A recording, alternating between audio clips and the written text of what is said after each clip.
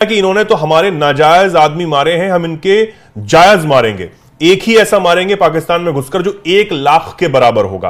तुम हाथ मिलाओगे तो हम गले लगाएंगे, अगर आंख दिखाओगे तो आंख निकाल लेंगे, और अगर ऐसे ही नीच हरकत करोगे तो ईंट का जवाब पत्थर से देंगे पाकिस्तान में घुसकर। लॉरेंस बिश्नोई ग्रुप नीचे लिखा हुआ है, इस जो हमने आपको पढ़ के बताया उसके नीचे लिखा है लॉरेंस बिश्नोई ग्रुप, जितेंद्र गोगी ग्रुप, हासिम बाबा, काला राणा, गोल्डी बरार, रोहित गोदारा, जय हिंद जय भारत। और ये साफ बता दिया गया है कि ये जो सभी लोग हैं ये भारत में आस्था रखते हैं, भारत का सम्मान करते हैं, और भारत को जिसने भी जख्म दिया अब उसको खत्म करने का समय आ गया है। और यह कहा जा रहा है कि अब हम ठेका लेते हैं कि किस तरीके से हाफिज सईद को निपटाना है। हाफिज सईद जो तमाम आतंकी हमलों में शामिल रहा है, मास्टरमाइंड रहा है, और उसके कहने पर उसके जो प्यादे हैं वो भारत में आतंकी हमला करके जा चुके हैं। हाफिज सईद जो पाकिस्तान में छुपकर बैठा है, कहा यह भी जाता है कि उसे जेल में बहुत सुरक्षित तरीके से पाकिस्तानी सेना ने छुपा रखा। जो अक्सर बात होती है कि अज्ञात लोग घुसकर मार रहे हैं भारत के दुश्मनों को, तो उन्हीं अज्ञात में से ये लोग भी शामिल है क्या? कई बार आरोप मिले, कई लोगों ने पॉडकास्ट और इंटरव्यू में ये बातें कही कि अज्ञात तो यही गैंग के लोग हैं। नहीं, देखिए, अब अज्ञात ये हैं कि नहीं है ये तो कहना बहुत मुश्किल होगा, क्योंकि वो सामने नहीं आ पाया कभी कि पाकिस्तान में बैठे खूंखार आतंकियों को कौन ठिकाने लगा रहा है। चाहे वो दुकान में खड़े होकर कोई सामान ले रहे हो, या आते जाते कोई भी बाइक पे 2 लोग आते हैं, 3 लोग आते हैं और बंदूक लेकर उनको ठोक के चले जाते हैं। अब तक कुछ भी साफ नहीं हो पाया। पाकिस्तान में भी तमाम इंक्वायरियां अगर हो रही होंगी तो अलग बात है, लेकिन पाकिस्तान भी ये कैसे कबूल ले कि आतंकियों को वहां पर ठोका जा रहा है। पाकिस्तानी अब ये तो मान रहे हैं कि हाफिज सईद हो, मसूद अजहर हो, वो पाकिस्तान में ही कहीं है, लेकिन फिर भी उसके जो करीबी हैं, उसके राइट हैंड लेफ्ट हैंड तमाम लोगों को, उनको गुर्गों को मारा जा रहा है। ये पाकिस्तान कैसे मान ले? ये तो बहुत शर्म की बात है आईएसआई के लिए भी। कई लोग तो ये भी दावा कर रहे थे रोहित कि आईएसआई ही इनको निपटा रही है, क्योंकि अब इनका काम जो है उनके लिए खत्म हो चुका है। अब उसको बोझ बनते हुए नजर आ रहे थे, आईएसआई निपटा रही है, ये भी कहा जा रहा था। वही बात लगातार हो रही थी कि पाकिस्तान में कुछ वक्त में ऐसा माहौल बनेगा कि आपस में ही लड़ मरेंगे हुक्मरान और आर्मी वाले, सरकार और शहबाज और मुनीर।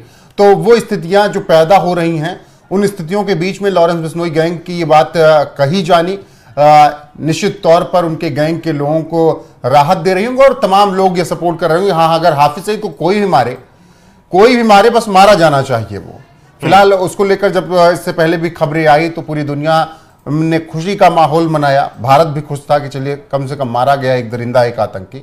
हालांकि अब जो पहलगाम हुआ चेतन, उसके बाद जो चीजें चल रही हैं देश में, क्या कुछ लग रहा है? ये तो चलिए बात हो गई, पोस्ट हो गया, वो अलग बात है, लेकिन सरकारें क्या कुछ कर रही हैं वो दर्शक जानना चाहते हैं। देखिए, आज का दिन बेहद महत्वपूर्ण रहा। सुबह से ही जो बैठकें केंद्र सरकार की तरफ से की जा रही हैं, और देर रात तक ये बैठकें जो हैं वो होनी है। सीसीएस की बैठक और तमाम जो भी कैबिनेट्स की बैठकें वो हो रही हैं।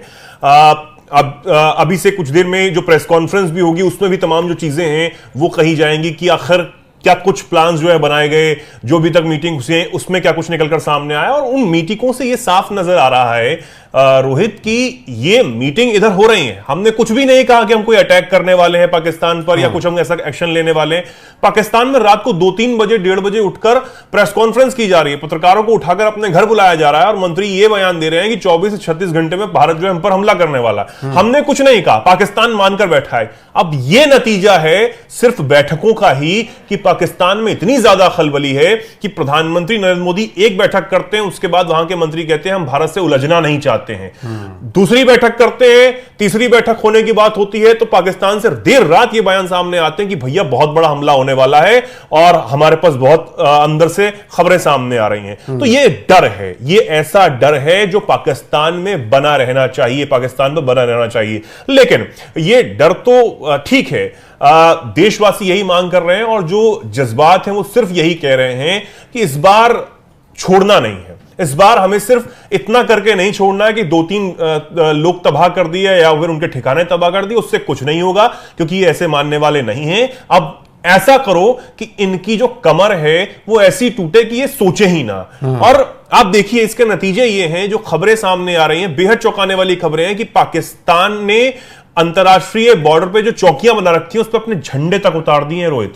आप देखिए कितनी शर्मनाक बात है सेना के लिए, क्योंकि एक तरफ सेना जो है वो अपने ही लोगों को छोड़कर भाग रही है, सेना के जवान जो है अपने अफसरों को छोड़कर भाग रहे हैं। वो सिर्फ ये कह रहे हैं कि हमें मरने जाना है, हमें सब कुछ पता है, हम नहीं जीत सकते हैं भारत से, हम मरने के लिए क्यों ही जाएं। और ये बात कई लोग पाकिस्तान में कह रहे हैं, ये वहां के तमाम ऐसे डिफेंस एक्सपर्ट्स भी कह रहे हैं कि हमारे पास इतनी हिम्मत नहीं कि हम भारत का सामना कर सकें, हम बहुत ज़्यादा 2-4 दिन युद्ध लड़ पाएंगे, भारत का सामना हम नहीं कर पाएंगे।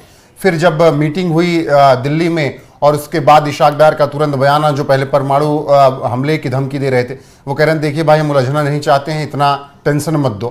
तो ये सब बातें पाकिस्तान में चल रही हैं, लेकिन इस बीच लॉरेंस बिश्नोई गैंग ने भी मोर्चा संभालने की कोशिश की है और कहा है कि हम हाफिज सईद को मार गिराएंगे, और वो भी पाकिस्तान में घुसकर।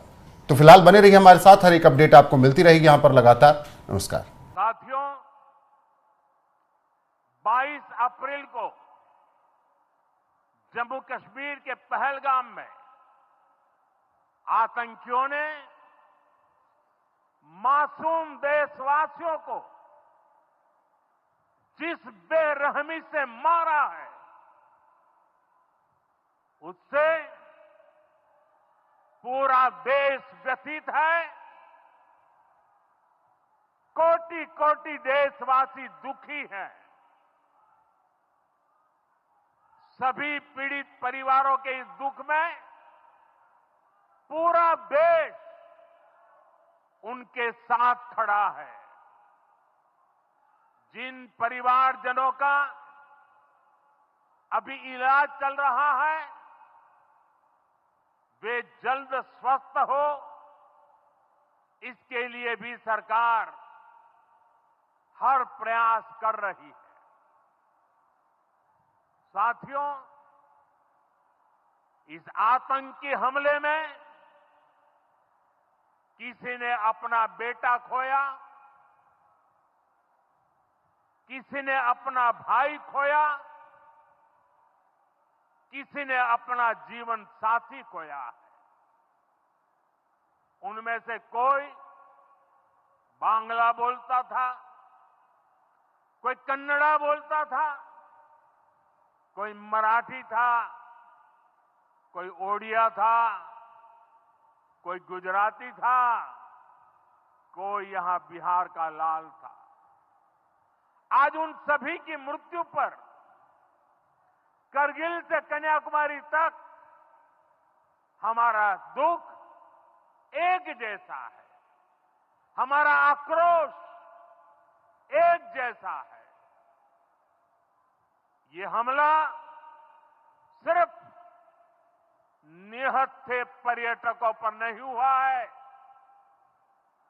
देश के दुश्मनों ने भारत की आत्मा पर हमला करने का दुस्साहस किया है। मैं बहुत स्पष्ट शब्दों में कहना चाहता हूं, जिन्होंने ये हमला किया है, उन आतंकियों को और इस हमले की साजिश रचने वालों को उनकी कल्पना से भी बड़ी सजा मिलेगी। सजा मिलकर के रहेगी।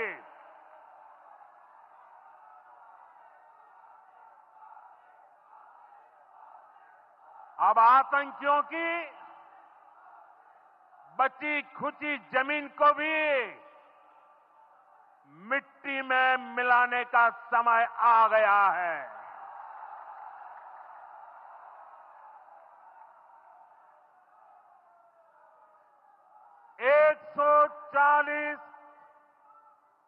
140 करोड़ भारतीयों की